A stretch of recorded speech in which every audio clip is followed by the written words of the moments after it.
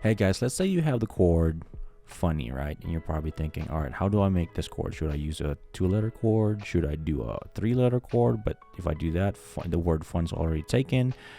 Should I use the dupe key? So these are probably some of the questions that you're asking when it comes to making your own chord. So what I'm going to do is I'm going to show you some of my guidelines, my rules of thumb that I use to make my own chord. And this is also called Chording Theory. But anyway, in this video, I'm going to show you my guidelines. So the first one is I'll prioritize 3 or 4-letter chords. And the first 3 letters of the chords are in these words. For example, PRI, to me that's intuitive for print, BRIN for bring, and another one would be CHO for chord. The second one is mirroring, and this is super powerful. I'll give you an example. Let's say you have the word micro, and your chord for this is MICR. That's what you want, right? The problem with this is that M and C are on the same switch.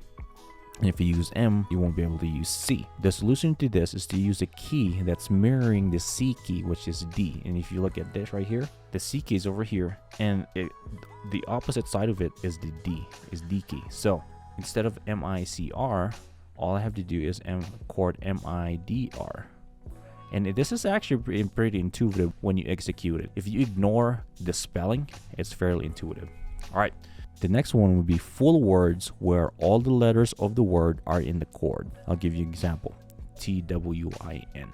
So to execute that, all I have to do is actually chord all of the letters in a chord. This is actually a super low hanging fruit, and as you progress into your practice, you're gonna find that there are a lot of these. Another one would be GONE for gone and SHOE for shoe. The next one would be using a wildcard, specifically apostrophe. Let's say you have the word way, right? And you want to chord the word away.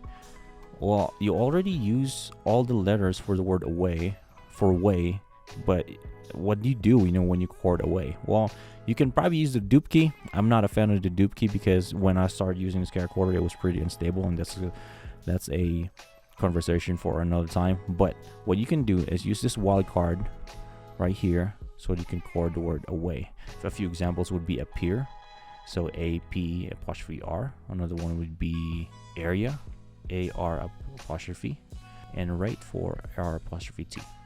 All right, guys, that's it for the wildcard. Next would be abbreviations. Let's say you have these 2 letters. Well, that probably means page, right? So that's my chord for page. Another one would be DEL, would be for delete, WK for week, so on and so forth. Okay. The next one would be using multiple chords for one word. I'll give you an example. Let's say you have LUV or LOV for love, and you memorize probably at this point 1,500 chords, and you're thinking, I need to chord love. Was it LOV or LOV? Why not both?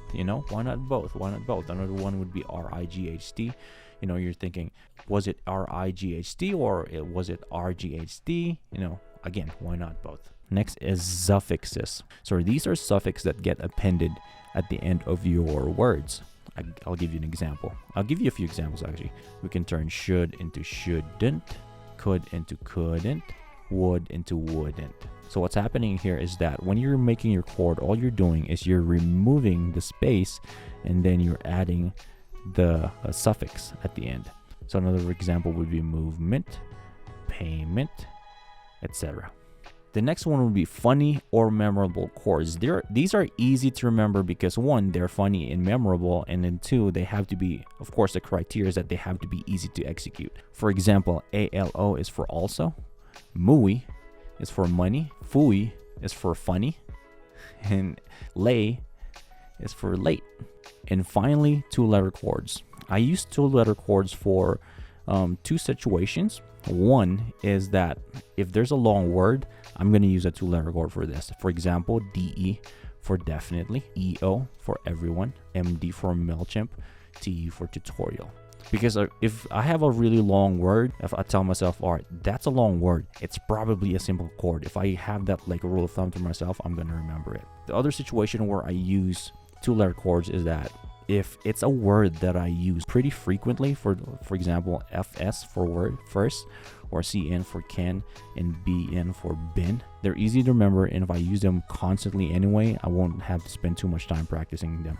Alright guys, that is it as usual. If you have any questions, let me know. I'm happy to help. I'll see you next time.